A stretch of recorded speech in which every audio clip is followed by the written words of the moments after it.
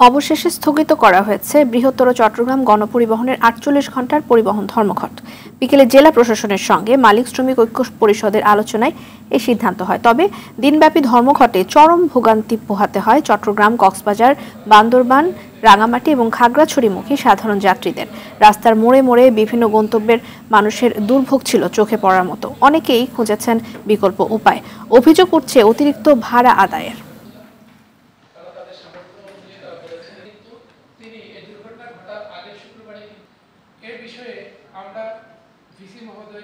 DC মহোদয় আমাদেরকে বলেছেন, ওনার প্রতি আমরা আস্থা রেখে আবার যদি সেই দুর্ঘটনা বা আক্রমণের শিকার হয় অথবা আমাদের অ্যাবি ট্রাভেলস এবং শাহমানুদের কোনো গাড়ি যদি ইচ্ছাকৃত তাদের আক্রমণের শিকার হয়, তাহলে আমরা আমাদের আজকে ওনার আহ্বানে আমরা ধর্মঘটকে স্থগিত করে আমরা এরকম কোনো কিছু উদ্ভূত পরিস্থিতি হলে আমরা পুনরায় আমরা ধর্মঘটে যেতে বাধ্য হব।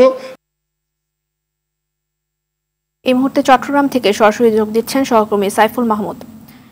সাইফুল, কিছুক্ষণ আগেই আমরা দেখছিলাম যে ৪৮ ঘণ্টার পরিবহন ধর্মঘট স্থগিত করা হয়েছে। তো এই পর্যায়ে কি অবস্থা, যানবাহন চলাচল শুরু হয়েছে কিনা এবং সাধারণ মানুষ তাতে স্বস্তি ফিরে এসেছে কিনা?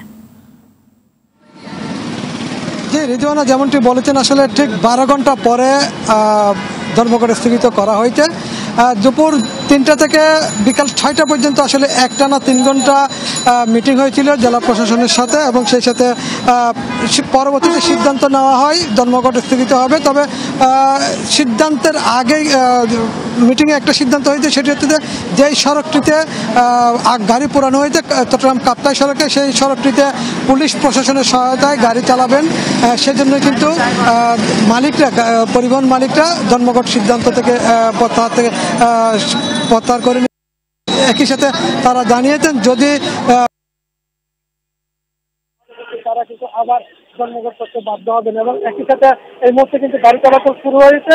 গাড়ি চলাচল শুরু হচ্ছে, যারা সাধারণ যাত্রী হয়েছে তাদের কিন্তু যথেষ্ট পরিমাণে খুশি হয়েছেন। তারা যেহেতু সারা একেবারে গণভোগান্তি যাকে বলে, গণপরিবহনে গণভোগান্তির মতো অবস্থা সৃষ্টি হয়েছিল। সকাল 6টা থেকে বিশেষ করে যারা গার্মেন্টস কর্মী ছিল তারা কিন্তু সকালে অফিসে যেতে পারেনি, পায়ে হেঁটে রোদের মধ্যে তারা কিন্তু অফিসে গিয়েছেন। এবং একই সাথে যারা ডাক্তার দেখাতে যাচ্ছিলেন সকালবেলা বিভিন্ন পরীক্ষা নিরীক্ষা করানোর জন্য, তারা কিন্তু খুবই কষ্টের মধ্যে পড়েছেন।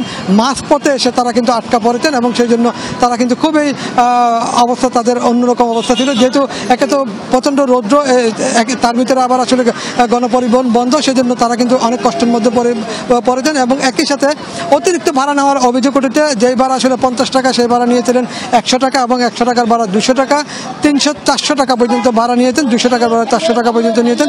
অনেকে বাধ্য হয়ে গিয়েছেন। আসলে সারাদিনেই যারা সাধারণ যাত্রী ছিল তারা সাধারণে খুবই ভোগান্তিতে পড়েছিলেন। এই মুহূর্তে কিন্তু আসলে যে সাধারণ যাত্রী যারা আছে তারা কিন্তু খুবই খুশি, যেহেতু গণপরিবহন আবার চালু হয়েছে, সেজন্য তারা কিন্তু খুবই খুশি হয়েছেন।